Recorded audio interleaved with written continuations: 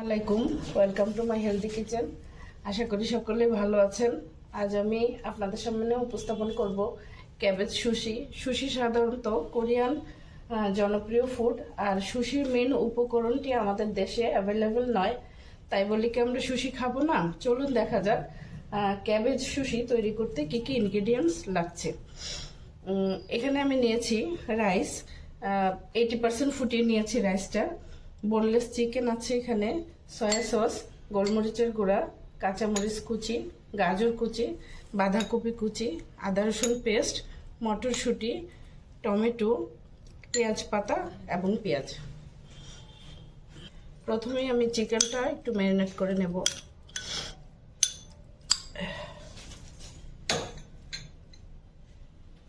দিয়ে দিচ্ছি এখানে আমি 1 কাপ মতো বোনলেস চিকেন নিয়েছি।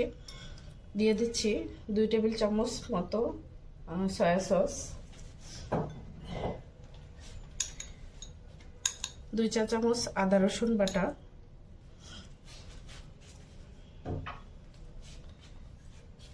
1 চা চামচ গোলমরিচের গুঁড়া, স্বাদ মতো লবণ। সবগুলো ইনগ্রিডিয়েন্টস আমি একসাথে এখন একটু মিক্স করে নেব। 10 মিনিট রেস্টে রেখে দেবো।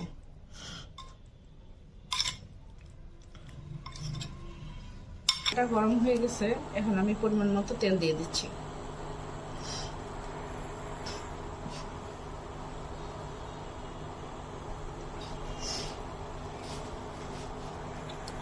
প্রথমে আমি দিয়ে দিচ্ছি টমেটো গুলা।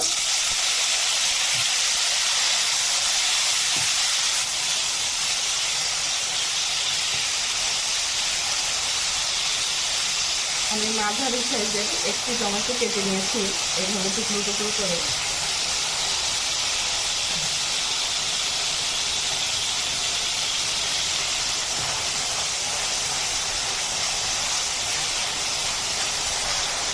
এবার আমি দিয়ে দিচ্ছি ম্যারিনেট করা চিকেনগুলা।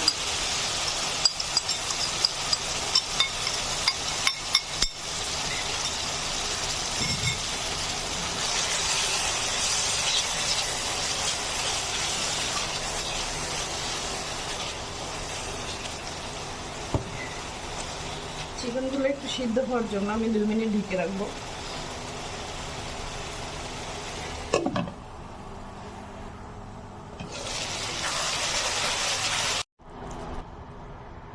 এবার আমি দিয়ে দিচ্ছি পেঁয়াজগুলো। এভাবে আমি পেঁয়াজগুলো বড় বড় করে কেটে ছাড়িয়ে নিয়েছি।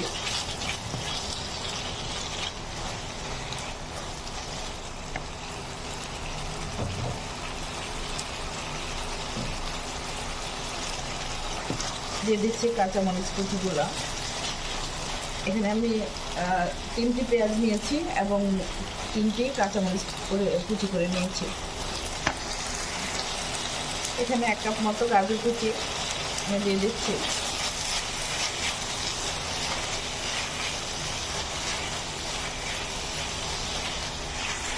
দিয়ে দিচ্ছি পেঁয়াজ পাতাগুলো, 1/2 কাপ মতো পেঁয়াজ পাতা আছে এখানে।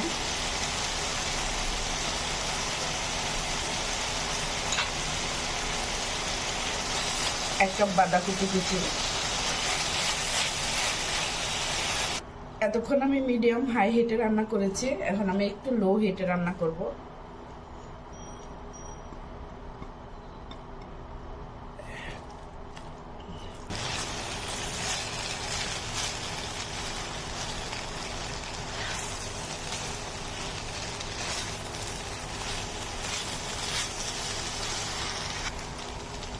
এবার আমি দিয়ে দিচ্ছি মটরশুঁটিগুলো আমি আগে থেকে লবণ দিয়ে বয়েল করে নিয়েছিলাম, এই জন্য আমি শেষের দিকে দিচ্ছি। আর দিয়ে দিচ্ছি কিছু ডিমের কুচি।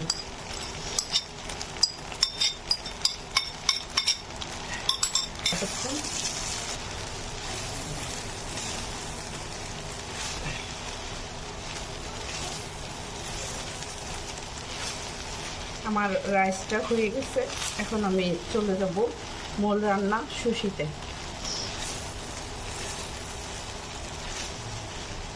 এবার আমি চুলাটা অফ করে আমি সুশিগুলো রেডি করে নিয়েছি। এখন একটু ঢেকে ভাপিয়ে নিতে হবে 4 থেকে 5 মিনিট। ডিয়ার ভিউয়ার্স, তৈরি হয়ে গেল মজাদার সুশি। আমার ভিডিওটি ফলো করে বানিয়ে ফেলুন ক্যাবেজ সুশি। আর আমাকে জানাতে ভুলবেন না কেমন লেগেছে। সাথে থাকবেন আশা করি। ছোট্ট করে একটি লাইক দেবেন, কমেন্ট করবেন এবং আমার চ্যানেলটি সাবস্ক্রাইব করে দেবেন।